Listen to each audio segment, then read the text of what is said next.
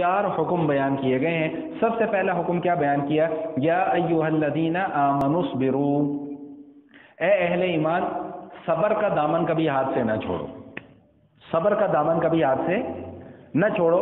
اب یہ صبر کس چیز کا نام ہے، میں اس کی تھوڑی سی وضاحت اور تھوڑی سی تفصیل آپ کے سامنے بیان کر دوں۔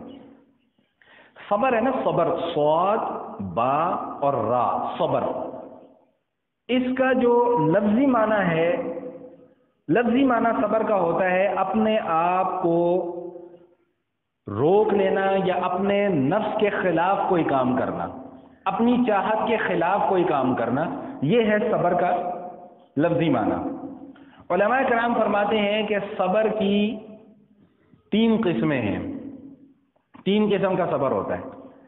صبر علی الطاعت، صبر عن المعاصی، اور تکلیفات کے اوپر، پریشانیوں کے اوپر صبر کرنا۔ یہ کیا ہے؟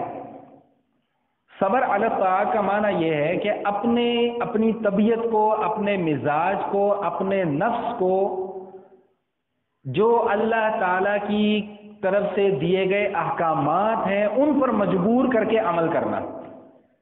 جیسے نماز ہے، یہ اللہ کا حکم ہے، طبیعت نہیں چاہ رہی نماز پڑھنے کو، لیکن خلاف نفس چلتے ہوئے نماز پڑھنا، یہ صبر ہے۔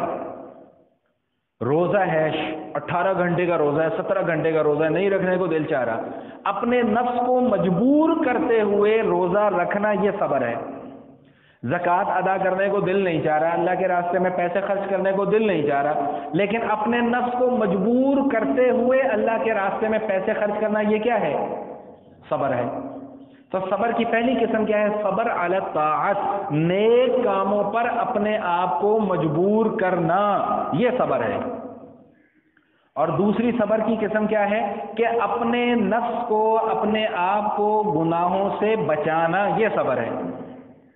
کہیں کوئی موقع ایسا آ گیا کہ 2 نمبری کرنے کا موقع ہے اور بڑی آسانی سے کی جا سکتی ہے، لیکن وہاں پر خلاف نفس جانا، اپنی طبیعت کو مجبور کرنا، نہیں نہیں نہیں یہ حرام ہے، یہ کام میں نے نہیں کرنا، تو اگر اپنے آپ کو گناہوں سے بچا لیا تو اس چیز کا نام کیا ہے؟ صبر ہے۔ اور تیسری صبر کی قسم کون سی ہے؟ کہ کوئی تکلیف آ جائے، کوئی پریشانی آ جائے، کوئی مشکل آ جائے تو اس پر جزا فضا نہ کرنا، اس کے اوپر چیخنا چلانا نہیں، اس چیز کا نام صبر ہے۔ اب ہمارے ہاں صبر کی پہلی 2 قسموں کی طرف تو کوئی توجہ نہیں ہے، لیکن تیسری قسم کے اوپر بہت زیادہ توجہ ہے، حالانکہ جب تک ان تینوں معمولات کے اوپر عمل نہیں ہوگا صبر نہیں کہلائے گا۔ اب خدا نہ خواستہ کوئی ہمارا پیارا کوئی دنیا سے رخصت ہو جاتا ہے تو اب وہاں پر یہ تینوں معاملات امپلیمنٹ ہو سکتے ہیں۔ ہمارے یہاں ایک روٹین کیا ہے، کوئی مر جاتا ہے تو ہائے میں مر گیا، ہائے میں لٹ گئی، ہائے میں یہ ہو گئی، ہائے میں فلاں ہو گئی، ہائے میرا ابا چلا گیا، ہائے میرا پتر چلا گیا، وہ ہائے ہائے ہائے ہائے ہائے کا شور بلند ہونے لگتا ہے۔ تو اب یہاں پر یہ صبر کی تینوں قسمیں امپلیمنٹ، نبی علیہ الصلوۃ والسلام نے فرمایا، اللہ تعالیٰ کمی بیشی معاف فرمائے، مفہوم حدیث ہے کہ 2 آوازیں اللہ کو سخت ناپسند ہیں۔ ایک وہ آواز جو کسی غم کے موقع پر رونے کی آواز ہے، یہ اللہ کو سخت ناپسند ہے، اور دوسری وہ آواز جو خوشی کے موقع پہ ڈھول باجے کی آواز ہے، یہ 2 آوازیں اللہ کو سخت ناپسند ہیں۔ اور ہمارے ہاں ان دونوں معاملات میں احتیاط نہیں برتی جاتی، دونوں معاملات میں۔ وہ جنازہ اٹھے گا تو نعوذ باللہ اللہ معاف فرمائے، ایسا لگتا ہے کہ جیسے یہ بندہ شاید ہمیشہ کے لیے دنیا میں آیا تھا، اس سے پہلے مرا ہی کوئی نہیں ہے۔ او بھائی اللہ کی چیز ہے، اللہ نے لے لی، بس بات ختم ہو گئی، ٹھیک ہے، اپنے رونا کس کو نہیں آتا، برداشت کرو، صبر کرو، امتحان پھر کا آئے گا۔ اگر رونا دھونا ہی مچانا ہے تو پھر امتحان کا آئے گا، پھر اجر کا آئے گا۔ میں ایک حدیث اکثر آپ کے سامنے پہلے بھی میں نے بیان کی ہے، موقع آ گیا دوبارہ بیان کر دوں۔ نبی علیہ الصلوۃ والسلام کے زمانے میں ایک خاتون کا جوان بیٹا فوت ہو گیا، وہ رو رہی ہیں اپنے بیٹے کی میت پر بیٹھی ہوئی، نبی علیہ الصلوۃ والسلام وہاں سے گزرتے ہیں، فرمایا کہ بی بی صبر کرو صبر کرو۔ اس نے حضور کو دیکھا، جس نے کہا بڑے میاں جاؤ جا کے اپنا کام کرو، تمہیں کیا پتا میرے اوپر کیا گزری ہے۔ جب حضور وہاں سے تشریف لے گئے تو لوگوں نے بتایا کہ تو نبی علیہ الصلوۃ والسلام تھے۔ اب وہ روتی پٹتی بھاگتی ہوئی، یا رسول اللہ معاف کر دیں غلطی ہو گئی، یا رسول اللہ معاف کر دیں غلطی ہو گئی۔ تو حضور علیہ الصلوۃ والسلام نے اس کو ڈانٹا نہیں، اس کو صرف صبر کی تلقین کی، اور ساتھ ساتھ یہ جملہ ارشاد فرما دیا کہ الصبر عند الصدمۃ الاولی، بھائی وقت گزرنے کے ساتھ جو صبر ہوتا ہے نا وہ صبر نہیں ہوتا، صبر ہوتا ہی وہی ہے جس پر اجر ملتا ہے کہ ادھر تکلیف آئی ادھر بندہ اپنے اوپر قابو پا لے، اس چیز کا نام صبر ہے۔ اور یہ وہ صبر ہے کہ جس کے اوپر اللہ کی طرف سے اجر ملے گا. وقت گزرنے کے ساتھ جو صبر آ جاتا ہے اس کے اوپر اجر نہیں ہے، یاد رکھیے گا.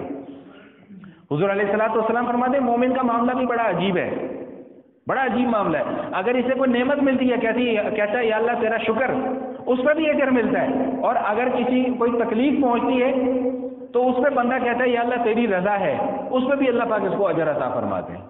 تو اس لیے جو حضرات کم از کم جہاں تک میری یہ بات پہنچ رہی ہے یا بعد میں پہنچے گی، ان سے گزارش میری یہی ہے کہ بھائی یہ باتیں اپنے گھر میں جو خواتین موجود ہیں نا، خدا کے واسطے ان کو جا کے یہ باتیں سمجھائیں کہ بھائی ابا مر جائے، اماں مر جائے، بھائی مر جائے، بہن مر جائے، صبر کرو، رونے کی آواز نہ نکالو. یہ رونے کی آواز اللہ کو سخت ناپسند ہے. نوحہ کرنے والیوں پر، ماتم کرنے والیوں پر، گریبان پھاڑنے والیوں پر، اپنا سر پیٹنے والیوں پر، اپنے گال پیٹنے والیوں پر اللہ کے حبیب صلی اللہ علیہ وسلم نے لعنت فرمائی ہے کہ اللہ کی لعنت ہوتی ہے. المیت یعذب ببکاء اہلہ، جب میت کے اہل و عیال اس کے ارد گرد کھڑے ہو کر رو رہے ہوتے ہیں، چیخ رہے ہوتے ہیں، چلا رہے ہوتے ہیں، تو میت کو تکلیف ہو رہی ہوتی ہے. زندگی میں کوئی اس بات کو پسند کرے گا کہ میں اپنے باپ کو تکلیف پہنچاؤں؟ نہیں پسند کرے گا. تو مرنے کے بعد کیوں تکلیف پہنچاتے ہو؟ جب زندگی میں تکلیف پہنچانا گوارا نہیں ہے تو مرنے کے بعد پھر کیوں تکلیف پہنچاتے ہو؟ تو اس لیے خدارا خود بھی ان باتوں کو سمجھیں، ان کے اوپر عمل کرنے کی کوشش کریں. یاد رکھیں فطرتی طور پہ اگر رونا آ جاتا ہے، دل غمگین ہو جاتا ہے، اس کے اوپر پکڑ نہیں ہے. ہاں، زبان سے جب رونے دھونے کی آواز نکلے گی تو پھر اس کے اوپر پکڑ ہے. اور میں ایک بات جو ہمیشہ عرض کیا کرتا ہوں کہ آخرت میں جا کر اللہ کو ہمارا کون سا کوئی چھوٹا سا عمل پسند آ جائے، اللہ اس کے اوپر بخشش کر دیں. اور آخرت میں جا کر ہمارا کون سا کوئی چھوٹا سا عمل اللہ کو نہ پسند آ جائے، اللہ اس کے اوپر پکڑ کر لیں. یہ ہمیں نہیں پتا اس چیز کا. امام غزالی رحمۃ اللہ تعالی علیہ، کتنا بڑا نام ہے، آج ہم ان کا نام ادب اور احترام سے لیتے ہیں. ان کا انتقال ہو گیا. انتقال کے بعد کسی نے خواب میں دیکھا کہ حضرت آپ کے ساتھ کیا معاملہ ہوا؟ عرض کیا یار میں تو بڑی مشکل سے بچا ہوں. امام غزالی رحمۃ اللہ علیہ یہ فرما رہے ہیں کہ میں تو بڑی مشکل سے بچاؤں. تو پھر ذرا سوچیں میں اور آپ کس کھیت کی مولی ہیں، جن کی ساری زندگی دعوت میں گزر گئی، جن کی ساری زندگی کتابیں لکھنے میں گزر گئی، جن کی ساری زندگی دین کی خدمت کرنے میں گزر گئی، وہ کیا کہہ رہے ہیں کہ میں تو بڑی مشکل سے بچاؤں. پوچھا حضرت کیا ماجرا ہوا؟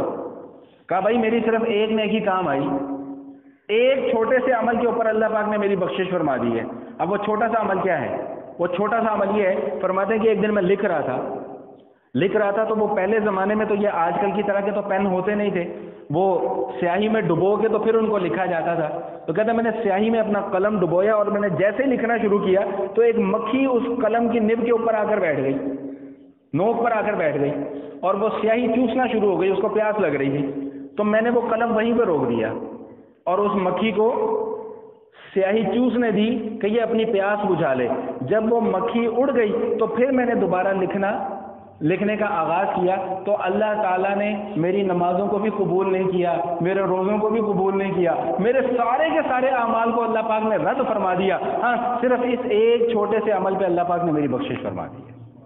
تو کس وقت اللہ کو کون سا عمل پسند آ جائے پتہ نہیں، اور کس وقت اللہ کو کون سی بات ہماری زبان سے نکلی ہوئی ناپسند آ جائے کوئی پتہ نہیں. اس لیے اور کچھ کرو نہ کرو، جینے اور مرنے کے موقع پہ کم از کم جو ہے نا وہ اپنے اوپر کنٹرول کر لو. میرا ایمان ہے کہ اگر آپ نے، ہم سب نے، یہ جو مرنے کے موقع پہ جو بدعات اور خرافات اور بکواسیات ہوتی ہیں نا، ان سے اگر اپنے آپ کو روک لیا نا اللہ کا دین سمجھتے ہوئے، مجھے اللہ کی ذات سے امید ہے کہ اللہ پاک ہماری اسی بات کے اوپر بخشش فرما دیں گے.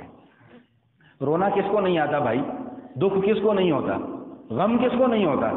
لیکن رونے کا بھی کوئی طریقہ ہے.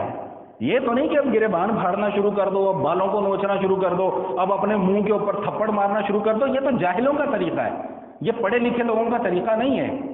جن لوگوں تک میرا آج کا بیان واٹس ایپ پہ جائے گا، میری ان سے گزارش ہے کہ اپنے گھروں کی خواتین کو یہ بات ضرور سنوائیں اپنے گھروں کی خواتین کو. خواتین کی تربیت کے حوالے سے ہم لوگ کچھ کام نہیں کر رہے ہیں. خواتین کی تربیت ہم نے چھوڑی ہوئی ہے اسٹار پلس کے اوپر، خواتین کی تربیت ہم نے چھوڑی ہوئی ہے سونی ٹی وی کے اوپر. جو کیا میرے منہ کے اندر الفاظ آ رہے ہیں، میں اب کیا پھر ہم کہتے ہیں کہ جی یہ زینب جیسے قصور والے واقعے کیوں ہو جاتے ہیں؟ جب صبح سے لے کے رات تک بغیرتی دکھاتے رہو گے تو اس طرح کے واقعات تو ہونے ہی ہونے۔ جب صبح سے لے کر رات تک درندگی دکھاتے رہو گے، بے حیائی دکھاتے رہو گے، بچیوں کے ننگے ناچ دکھاتے رہو گے سارا دن ٹی وی کے اوپر، تو پھر تو کسی نہ کسی درندگی تو جاگنی ہے، پھر گلا کیسا کسی سے؟ تو بھائی یہ ٹی وی سے، کیبل سے خدا را اپنی جان چھڑائیں۔ یہ چھوٹے بچوں کو موبائل نہ لے کے دیں بھائی، موبائل نہ لے کے دو یار، خدا کا واسطہ ہے میرا، یہ میں ہاتھ جوڑ کے آپ حضرات سے درخواست کر رہا ہوں کہ اپنے بچوں کو ان کی عمر سے پہلے قطعاً کوئی ایسی چیز نہ لے کے دو کہ جس میں بعد میں آپ کو جو ہے نا وہ رونا پٹنا پڑ جائے کہ یار یہ ہم کر کیا رہے ہیں۔ یہ اتنا بڑا عذاب ہے، میں تو اس کو عذاب کہتا ہوں، یہ اتنا بڑا، میں یہ نہیں کہتا کہ اس سے اچھے کام نہیں ہو رہے، اچھے بے شمار لوگ اچھے کام کر رہے ہیں، میں خود سوشل میڈیا کے اوپر بڑا سرگرم ہوں اس حوالے سے، لیکن اس کا مطلب یہ ہرگز نہیں ہے کہ ہم اپنی اولاد کی تربیت سے بالکل غافل ہو جائیں۔ بچہ نیٹ کے اوپر کیا دیکھ رہا ہے کیا نہیں دیکھ رہا ہمیں پتہ ہے کچھ؟ اکیلے کمرے میں ہم نے بٹھا کے بچوں کو ساری کی ساری سہولیات فراہم کر دی ہیں، جاؤ بیٹا جو مرضی دیکھو، جو تمہارا دل کرے دیکھو، جو تمہارے جی میں آئے وہ دیکھو۔ اب وہ فلمیں بھی دیکھ رہے ہیں، گانے بھی دیکھ رہے ہیں، ڈانس بھی دیکھ رہے ہیں، سب کچھ ہو رہا ہے۔ تو بھائی اتنی سی عمروں میں بچے آج کل کیوں بالغ ہو جاتے ہیں؟ اسی لیے بالغ ہوتے ہیں نا کہ ان کی عمر